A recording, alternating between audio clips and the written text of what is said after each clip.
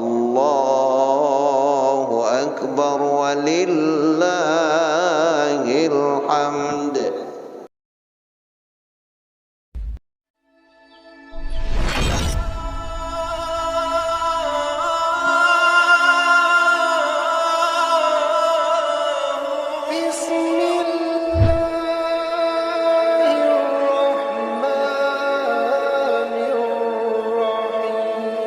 Alhamdulillahi katsira wa subhanallahi bukratan wa asila. La ilaha illallah wa la na'budu iyyah mukhlishina lahuddin walau karihal kafirun. La ilaha illallah wahdah sadaqa wa'dah wa nasara 'abdah wa 'azza jundahu wa hazamal ahzaba wahdah. La ilaha illallah wallahu akbar. Allahu akbar walillahil hamd. Alhamdulillah. Alhamdulillah nahmaduhu wa nasta'inuhu wa nastaghfiruh. Wa na'udzu billahi min shururi anfusina wa min sayyiati a'malina. Man yahdihillahu fala mudilla lahu wa man yudlil fala hadiya lahu. أشهد أن لا إله إلا الله وحده لا شريك له وأشهد أن محمدا عبده ورسوله. اللهم صل وسلم على سيدنا محمد وعلى آله وأصحابه ومن تبعهم بإحسان إلى يوم الدين. وقال الله تعالى في القرآن الكريم وهو الصادق القائل أعوذ بالله من الشيطان الرجيم بسم الله الرحمن الرحيم يا أيها الذين آمنوا اتقوا الله حق تقاته ولا تموتن إلا وأنتم مسلمون. وقال الله تعالى في آية أخرى أعوذ بالله من الشيطان الرجيم بسم الله الرحمن الرحيم يا أيها الذين آمنوا اتقوا الله وقولوا قولا شديدا يصلح لكم أعمالكم ويغفر لكم ذنوبكم ومن يطع الله ورسوله فقد فاز فوزا عظيما. فيا عباد الله إني أوصيكم وإياي بتقوى الله فقد فاز المتقون.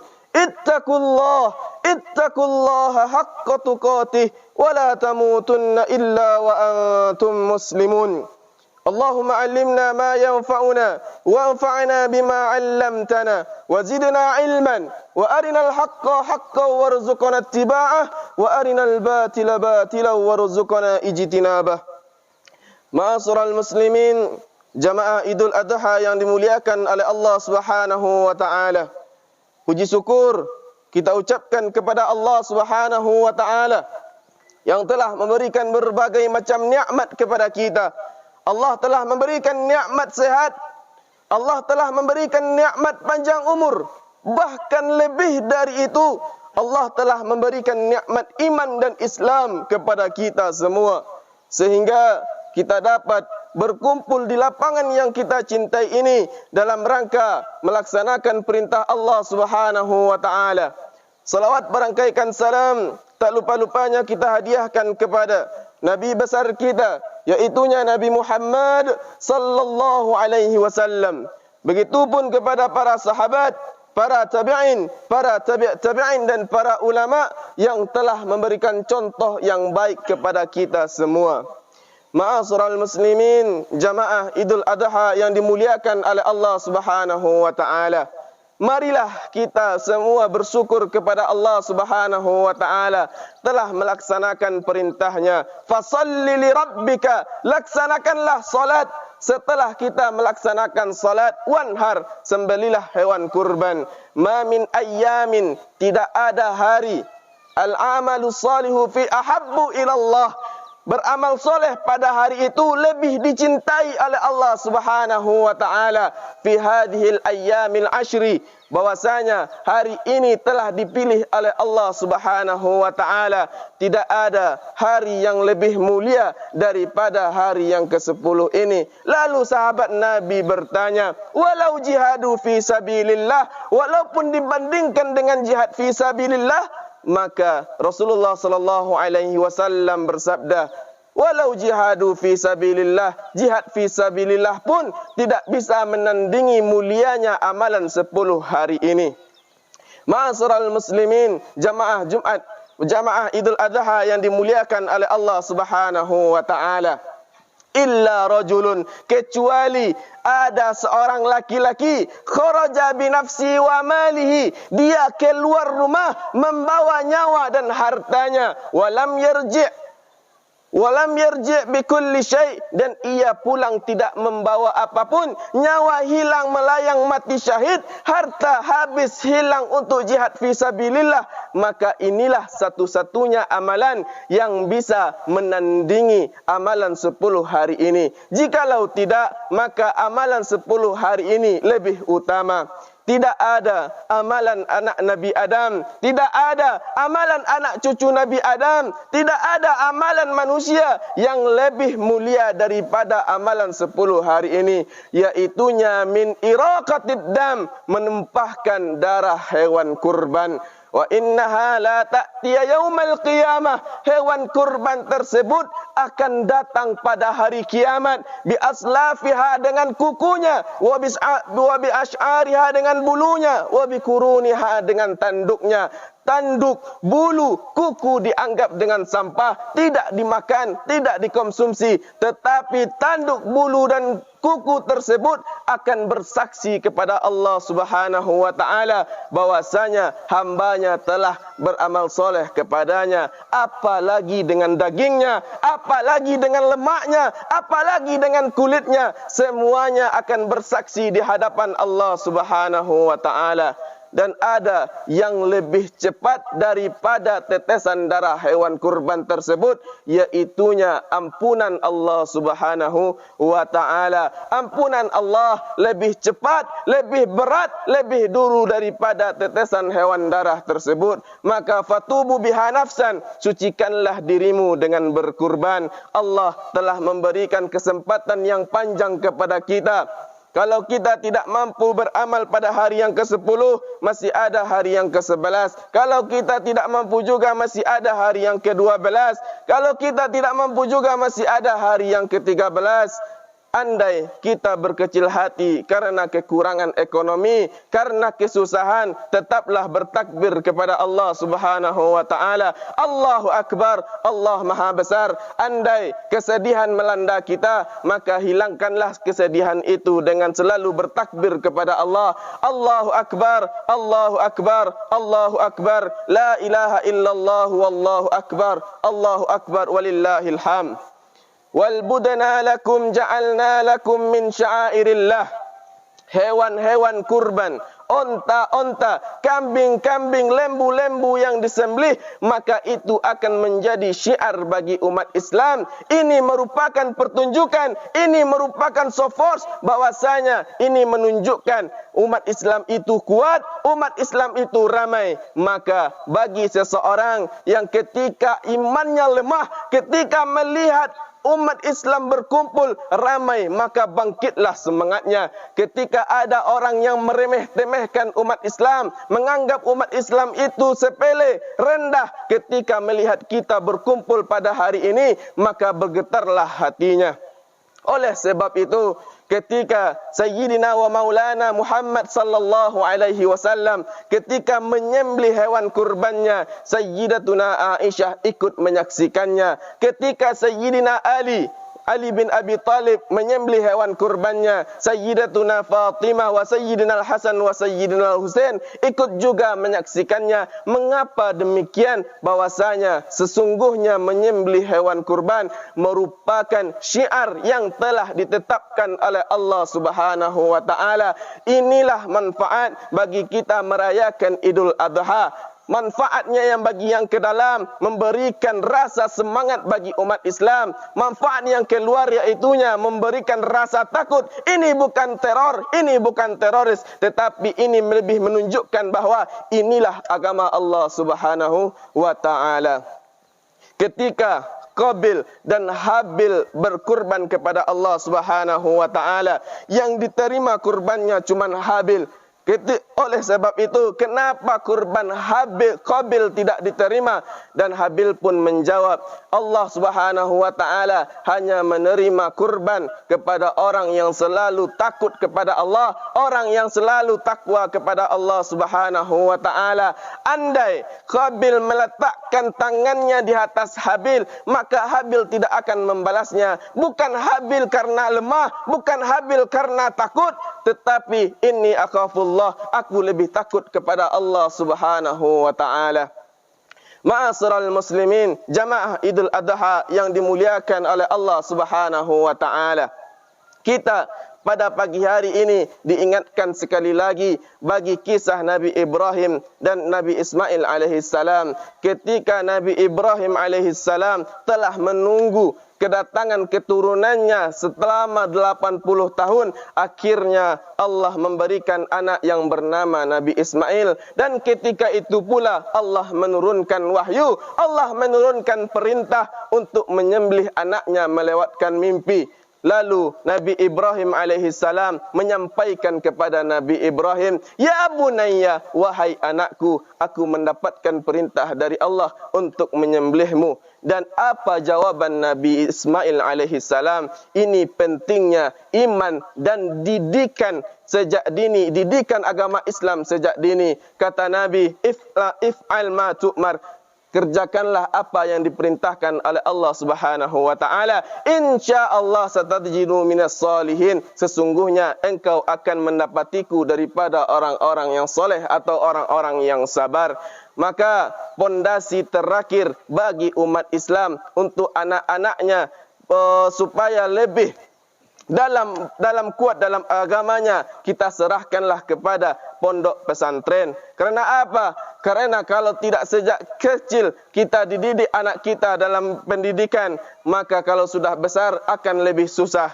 Maka oleh sebab itu, poin penting kita pada pagi hari ini bukanlah kisah pada Nabi Ibrahim alaihissalam dan Ismail alaihissalam, tetapi bagaimana kita bisa ikut berperan untuk tahun-tahun berikutnya berkurban dan melaksanakan perintah Allah Subhanahu wa taala. Tentu kita harus memiliki rezeki yang lancar. Bagaimana rezeki kita dilancarkan oleh Allah Subhanahu wa taala? Ada 4 hal yang harus kita hindari agar rezeki kita dilancarkan oleh Allah Subhanahu wa taala. Yang pertama, tidur pagi. Kenapa tidur pagi bisa menjadi penghambat datangnya rezeki kepada kita? Karena waktu pagi merupakan waktu yang penuh dengan keberkahan. Syekh Al-Ghamidi radhiyallahu an, bahwasanya Rasulullah sallallahu alaihi wasallam pernah bersabda, "Allahumma barik ummati fi bukuriha." Ya Allah, berkatilah umatku di waktu paginya.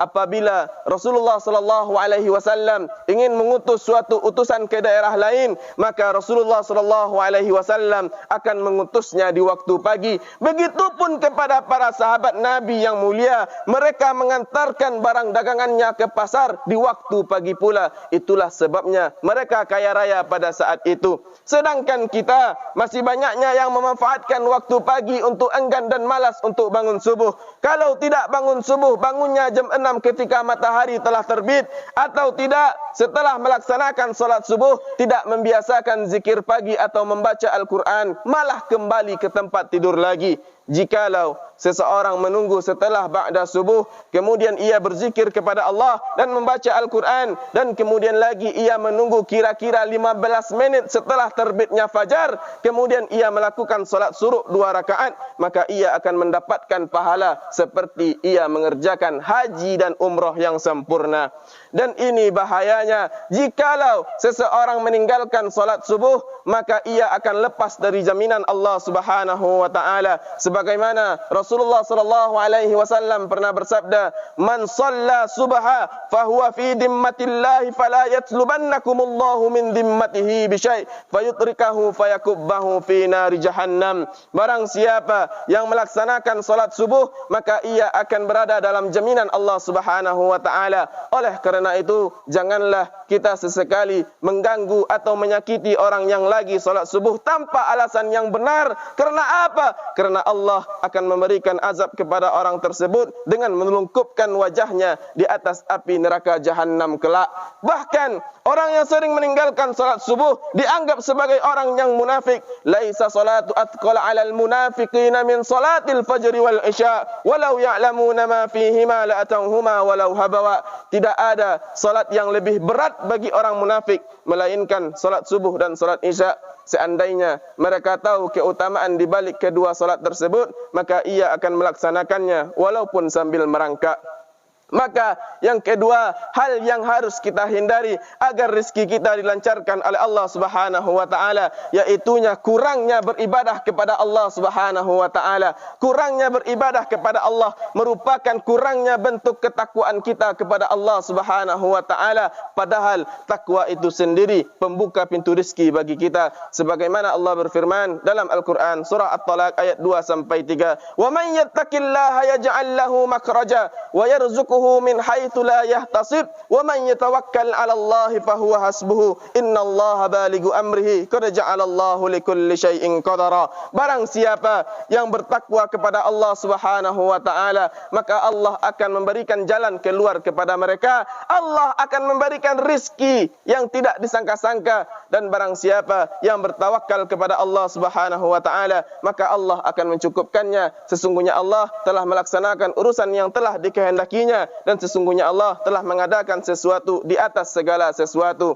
Dan yang ketiga, hal yang harus kita hindari agar rezeki kita dilancarkan oleh Allah, yaitunya bermalas-malasan. Ini juga sebab tidak datangnya rezeki kepada kita. Contohilah burung, sebagaimana hadis berikut menjelaskan, "Lau annakum kuntum tawakkaluna 'ala Allahi haqqa tawakkulihi la ruziqtum kama tarzaqut thair takdu kimason wa taruhu bitana." Jikalau engkau benar-benar bertakwa kepada Allah Subhanahu wa taala, maka Allah, contohilah, kalau engkau benar-benar bertakwa kepada Allah Subhanahu wa taala, maka Allah akan memberikan rizki kepadamu sebagaimana Allah memberikan rizki kepada burung. Ia berangkat di waktu pagi dalam keadaan lapar dan kembali di waktu sore dalam keadaan kenyang.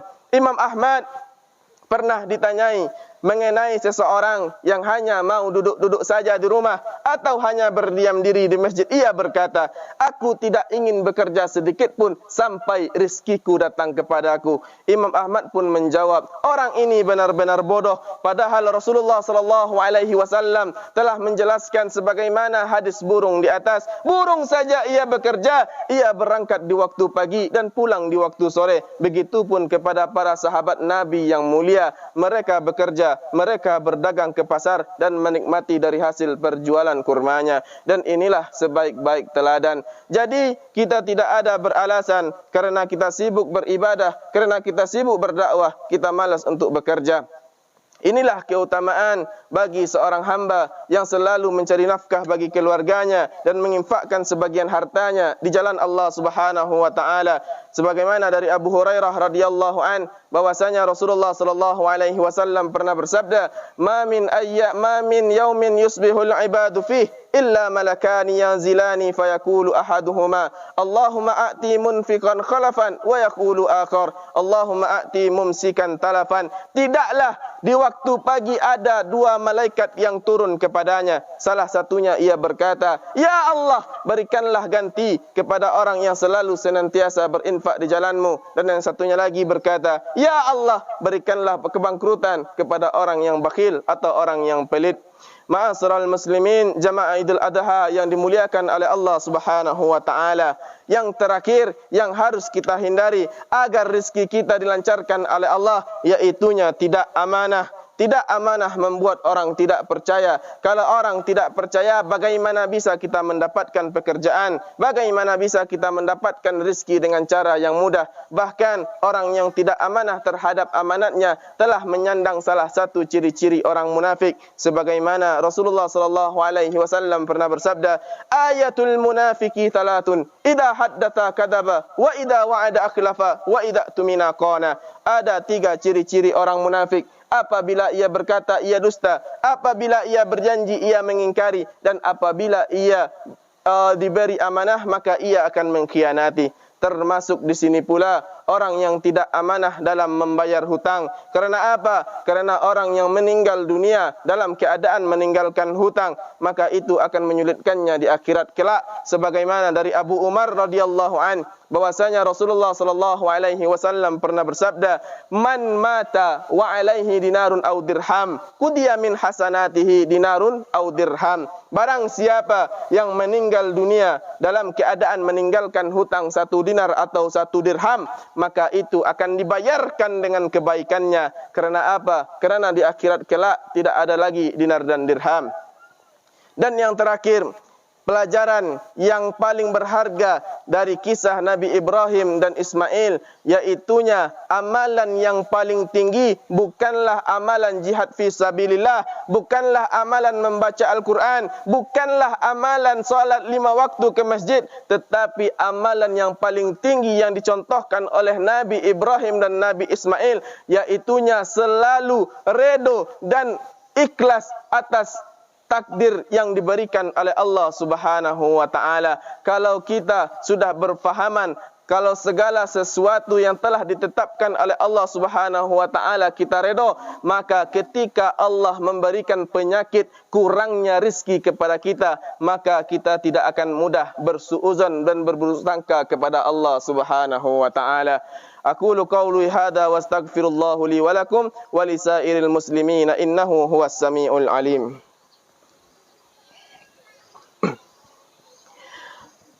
Allahu akbar, Allahu akbar, Allahu akbar, Allahu akbar, Allahu akbar, Allahu akbar, Allahu akbar kabira, walhamdulillahi katsira, wa subhanallahi bukratan wa asila.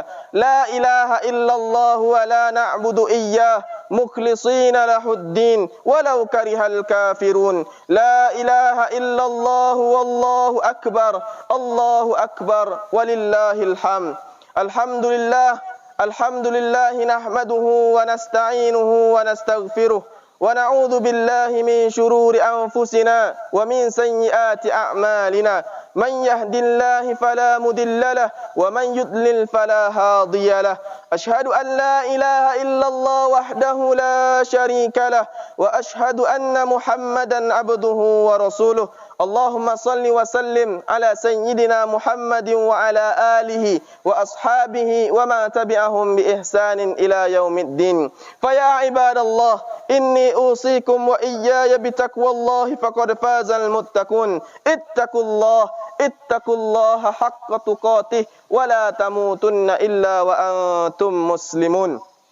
وقال الله تعالى في القرآن الكريم وهو الصادق القائل أعوذ بالله من الشيطان الرجيم بسم الله الرحمن الرحيم يا أيها الذين آمنوا اتقوا الله حق تقاته ولا تموتن إلا وأنتم مسلمون. وقال الله تعالى في آية الأخرى إن الله وملائكته يصلون على النبي يا أيها الذين آمنوا صلوا عليه وسلموا تسليما.